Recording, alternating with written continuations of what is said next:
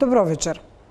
Во ова издание на Код приказна за 35 годишен скопјанец, кој по брак со жена од Украина, на крај останал без можност да го гледа нивното дете. Ќерката, која има 2,5 години, е македонски државјанин, но во моментов, според последните информации на таткото, таа е во Ирска, каде со мајката е барател на азил поради војната во Украина. До руската инвазија врз Украина, брачната двојка имала семеен живот во Скопје. Но војната, која е илјадници километри далеко од нас, го раздвои таткото македонец од своето дете. Тој со месеци се обидува да дојде до позитивно решение, за да си ги оствари своите родителски права, но има скромна помош од државните институции. Детето без негово знаење е изнесено од Македонија минатата година во август. Дури овој јануари, Скопскиот суд му доделува старателство, иако девојчето веќе се подготвувало за пат од Полска за Ирска.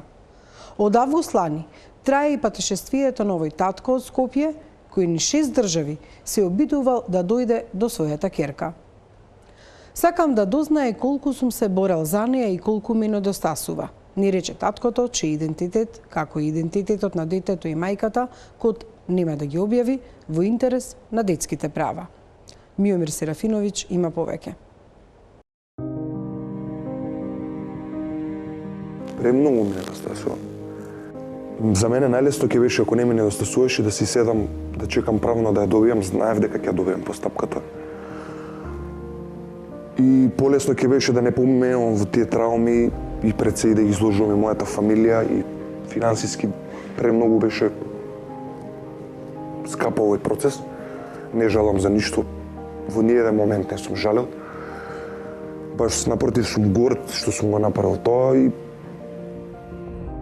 сега не успевате на никој начин, никој не може да ви обезбеди никаков ни визуелен контакт. Никаков, да, и тоа ми е најголемата болка. Неверојатната приказна за потрагата по неговото чедо за овој скопјанец почнува лани во август. Кога наместо да го прославуваат вториот роден ден на својата ќерка со сопругата украинка, тој дознава дека двете си заминале од Македонија без негово знаење и дозвола. Поради заштита на правата на детето, овој 35 годишен скопјанец побара заштита на личните податоци, но и на неговиот идентитет и на неговиот глас. Последно, што знае дека неговата ќерка е во Ирска.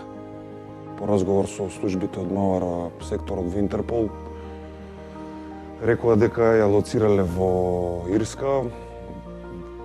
Не сака да ја кажа точната адреса, бидејќи она се претпоставува дека поднела барање за азил и кога е во таква постапка, самата држава не ги дава целосните информации додека не одлучат. Потрагата по ќерката се проширила низ 6 европски земји.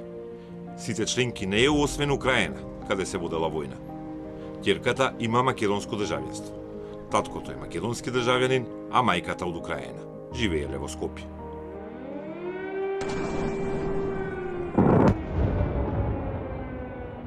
Но по руската инвазија врз Украина, која што предизвика огромни светски проблеми, почнале и проблемите во ова трочлено семејство.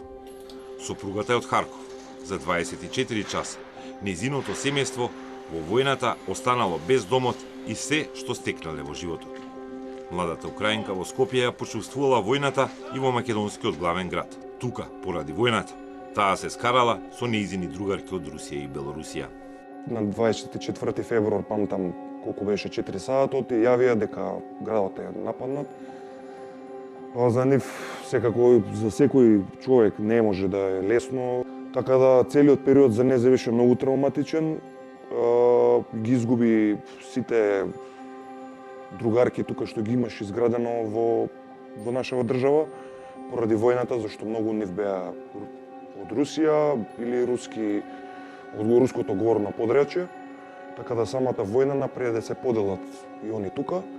Во обид да го спаси бракот и да го подобри расположението на сопругата, нашиот соговорник зема кредит и отвора дерматолошка ординација, за таа да работи во нејзина струка. Но односот меѓу сопружниците не се подобрува. И во јуни лани, скопјанецот покренува бракоразводна парница за бракот склучен пред 8 години во Украина.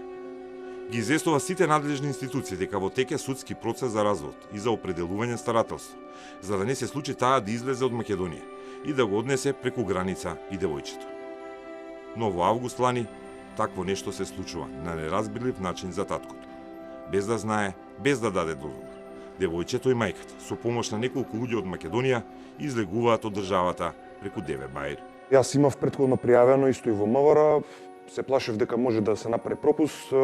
Тие кажа дека да не ги учам јас како се работи нивната работа, дека без нотарски не може да напушти, дека детето е само македонски државјанин и нема теорија да излезе без моето одобрување. Што е работа ви објаснија, зошто, како е пуштено? Пропустот не знам како е направен, се сомневам на корупција, наискрено, не сум сигурен. Немам покрената постапка против службеникот, знам дека кој е човекот.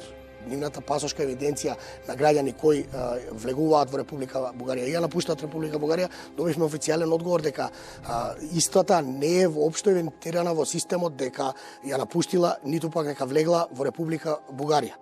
Пред некое време се видов со почитување од председател Стево Пендаровски, кој ми е и професор на моите студии постдипломски, додипломски, и тој вика, јас како председател, вика, пред некое време кој излагав со мојот син, кои ме познаваат, вика, нели, функцијата, вика, на граница, ми бара, вика, 16 години неговиот син, како што паметам, вика, ми бара нотарски одобрување од мојата сопруга.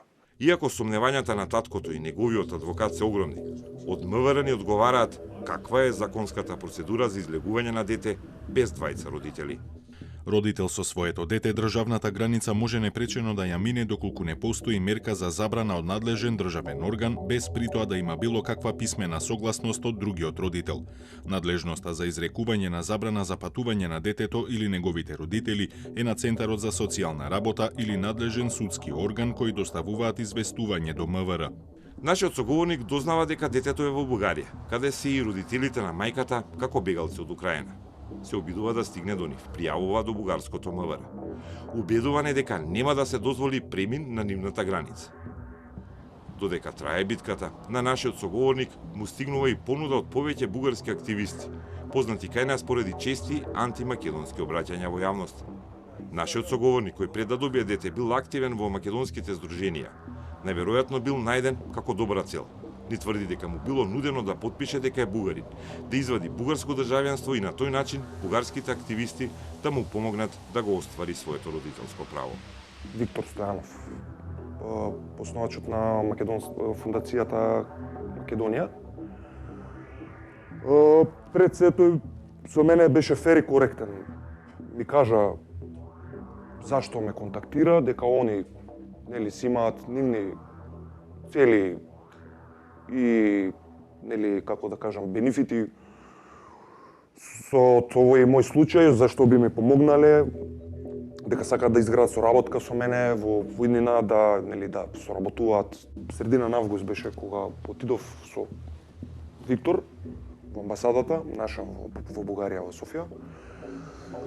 Го прашав дали ќе сака да дојде и да го каже истото пред нашите институции, дека ми нудат помош и се истото тоа што ми го каже, да му каже на нив. Се со цел сакав да ги потикнам на да и на некој начин да направам притисок врз нашите институции. И покрај борбата за својата ќерка, тој не прифатил, но дознал дека забраната за излез од Бугарија паднала во вода. Неговата сопруга заминала за Романија, каде покрај тоа што била сопрена на граница неколку часа поради детето, на крај била пуштена да влезе и да излезе од Романија и да го продолжи патот во родната земја. При во бугарските институции тие се чудеа како можело да ја напушти државата, дека се уште ја немаше во систем дека ја напуштила државата, нашата ќерка. И им покажав слики дека во моментов се наоѓа во Киев. Тие покрена постапка, се потврди дека е точно тоа. И јас тука се зачудив како може тоа да се случи во пред се во европските држави кои се лулката на демократијата. И таму во секоја држава ми викаа дека не може да помине. Јас сега дека ги известував, а на крај поминуваше. Во Украина со 2-годишната ќерка некаде во септември лани стига во Киев. Таткото открива преку социјални мрежи дека нивното заедничко дете е во главниот град на земјата, која е во војна и под жестоки напади. И тој заминува во Киев. Пријавува за случајот и социјалните служби го спојуваат семејството.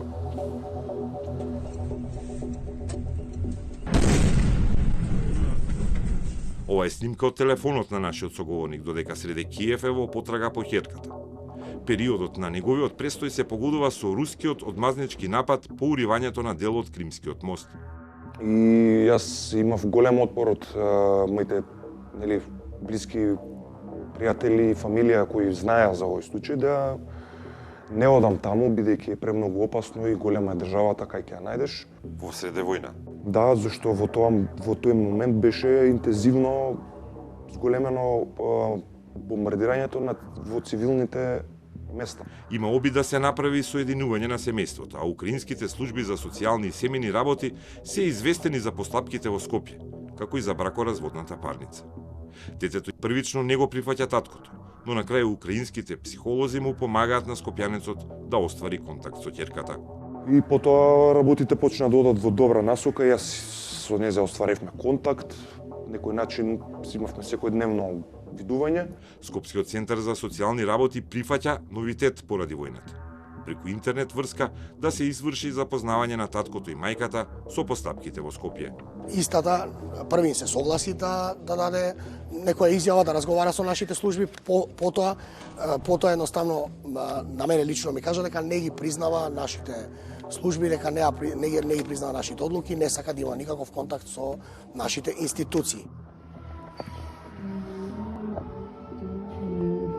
Во тој момент кога јас бев на Viber call со мојот клиент, во позадина имаше најава за бомбардирање, односно дека беше наредба за евакуација донесена, каде што истите мора веднаш да заминат во бункер да побараат заштита.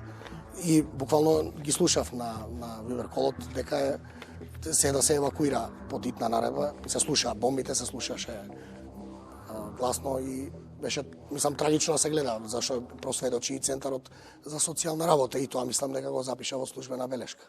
Честите бомбардирања на Киев ја убедиле украинката да ја напушти родната земја со сопругот кој бил таму и често се криел во метрото при воздушни напади, како што покажува и оваа негова снимка. Македонската амбасада им помогнала со информации за успешно напуштање на Украина и со информации каде да наполнат гориво. Сега семејството повторно се враќа во Бугарија. Таму живеат повеќе од 2 месеци заедно. Бугарската полиција ја затвора претходно отворената истрага за нелегалното поминување на границата преку кое детето било изнесувано без дозвола од таткото. Но се покажува дека семејниот живот во Бугарија бил само игра. Додека живеат заедно, украинката пред суд во Украина покренува бракоразводна парница, тврдејќи дека нема никаде отворено таква постапка, иако во Скопје се води со месеци. За 1 месец среде воена состојба во Украина нивниот суд носи одлука за да го разведе бракот без да го извести нашиот соговорник. Но старателството останува нерешено. Има дадено изјава дека не постои бракоразводна парница во Македонија и дека нема никаков контакт со мојот клиент и дека воопшто не знае ни каде, ни зошто и дека не е заинтересиран. Украинскиот суд мене официјално ми испрати судско решение со каде што бракот поради воената состојба и поитна постапка го разведува, а дека прашањето за старателство на детето го остава на одлучување на македонскиот суд поради тоа што не постоеле во моментот услови да одлучува по тоа прашање, иако сопругата на мојот клиент побарала такво нешто. Потоа мајката повторно успева да ја напушти Бугарија и да се врати во Украина. Овој пат во разорнатиот Харков, од каде што потекнува. На профил на социјалната мрежа на мајката, таткото го наоѓа видеото со детето како трча меѓу урнатините на Харков.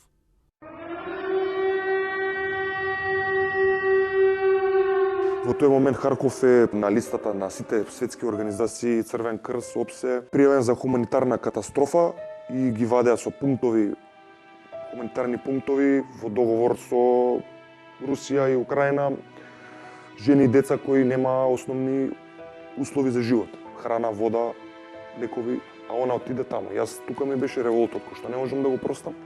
Шокиран и изгрозен, а додека ни раскажува, очите почнаа да му се полнат со солзи.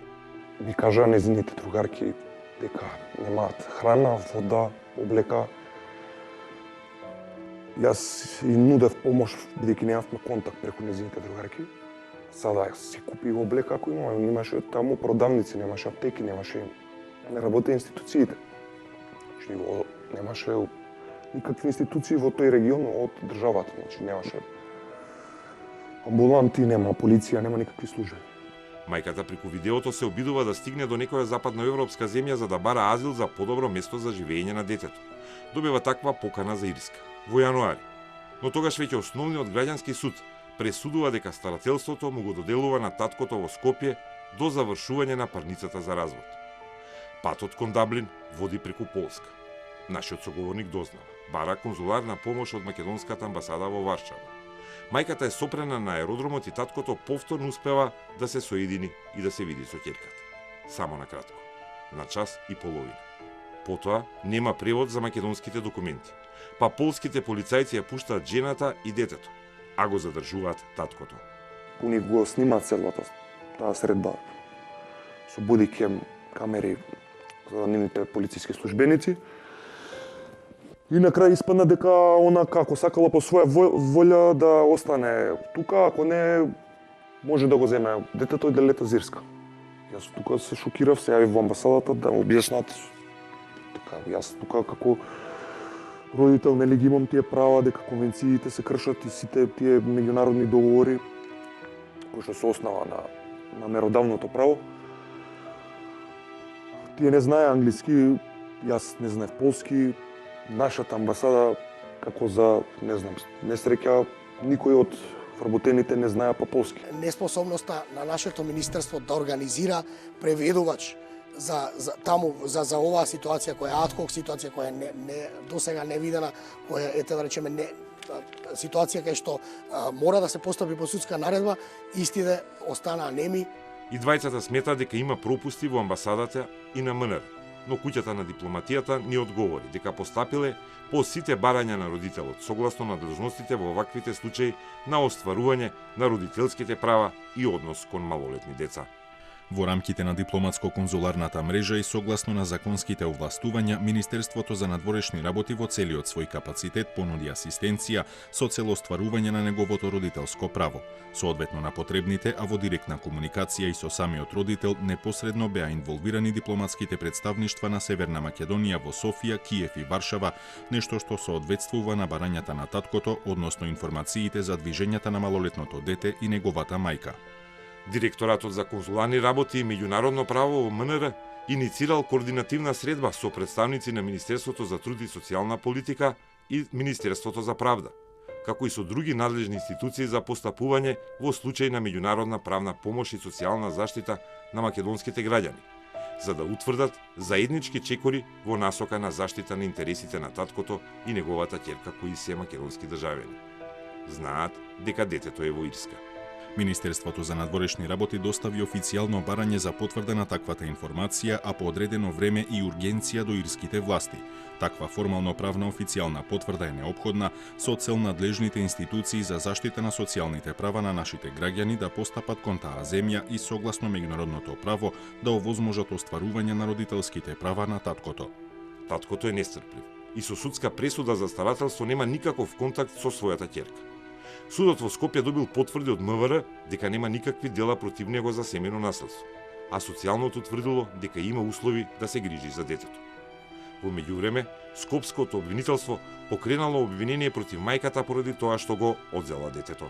Кривичната пријава е процесуирана за дело одземање на малолетник. До Република Ирска пуштена е меѓународна жолта потерница која што во моментов е активна по мајката. Во еден дел од интервјуто, нашиот соговорник не открива дека дознали за други слични случаи во Македонија кои не се пријавени. Се запрепастив од кога ги прочитав пораките од кои ги праќаат на незе. На колку наши сограѓани им се одземени децата од страна на, ќе кажаме, руски државјанки и украински државјанки. И не сакам да ги спомнувам сопрузите на кои имаат истата моја судбина и слична. За својот пријавен проблем, нашиот соговорник добил и меѓународна правна помош од организација која им помага на татковци низ светот да си ги остварат своите права. Мора да знае ќерка ми како сум се борел за неа, ни вели таткото ни солзи, со страв дека далечината може кај неговото дете да го избрише сеќавањето на него. Ми прави некоја сатисфакција еден ден за мојата ќерка која ќе знае што сум поминал и како сум го дошол до незиното право да ја вратам назад, кај што припаѓа во незината матична држава.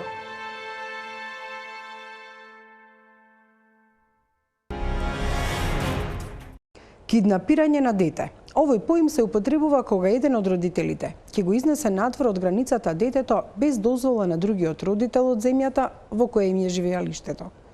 Најчесто децата се грабнувани од страна на еден од родителите во тек на бракоразводни парници. Во меѓународното право, во вакви случаи се користи Хашката конвенција за меѓународно грабнување деца. Во текот на летото, зачестени се јавувањата на пренос на деца без дозвола од еден родител, бележи СОС телефонот на првата детска амбасада Мегаши. Постојат уште неколку конвенции што го штитат правото на детето, но и на родителите. Со оглед дека има податоци дека првата детска амбасада бележи вакви случаи, можете ли да ни одговорите на следниве прашања? Дали на вашиот СОС телефон и општо до амбасадата се пријавувани случаи на киднапирање, пренесување дете преку граница без дозвола на еден од родителите?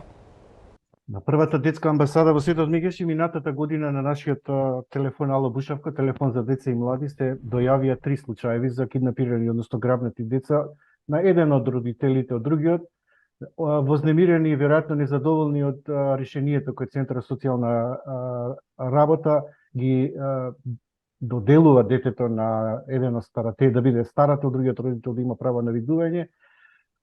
Дали револтирани или безволно на другиот родител или по негова иницијатива се случува да го грабне детето од вториот родител во друга земја. Секако тука се алармираат полицијата и интервентните тимови при Центар социјална работа. Некои од нив имаат и добра разрешница, некои од нив се уште не.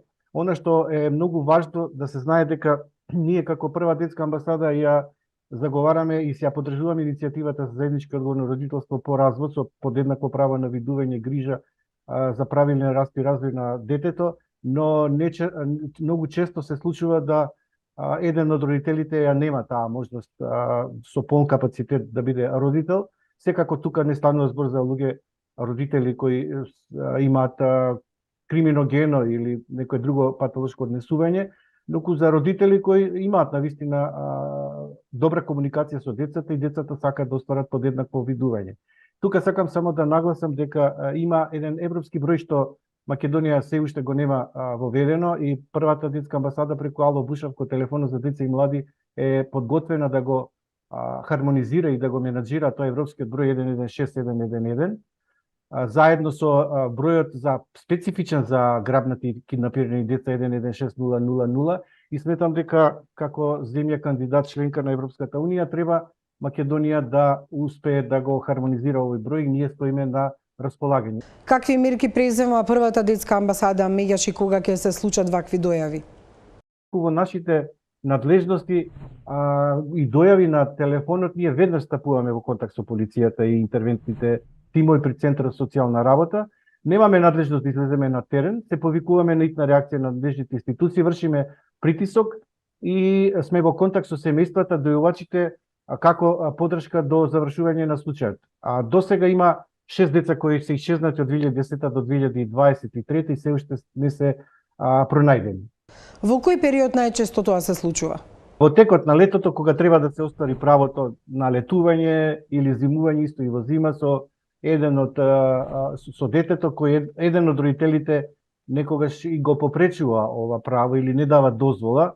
Јас повторно ќе нагласам, Центар социјална работа има многу клучна улога во донесување решение за право на видување и остварување на комуникација на вториот родител со детето. Многу често судовите ги прифаќаат решенијата на Центар социјална работа, но она што морам да нагласам дека Македонската коалиција за правата на детето, која ја менаџира првата детска амбасада во светот, меѓу околу 30 граѓански организации, ние доставивме конкретни препораки до Комитетот за правата на детето, поддржувајќи ја оваа иницијатива, како иницијативата заедно децата, биолошките родители да се ги дознаат, дека имаат право да ги дознаат, и оттаму пристигнаа препораки конкретно до владата и до државните институции, дека комитетот препорачува дека децата треба да имаат два родители, подеднако да се грижат за него, и ја поддржа иницијативата за заедничко исподелено родителство и по развод. Што мислите, дали институциите превземаат соодветни мерки?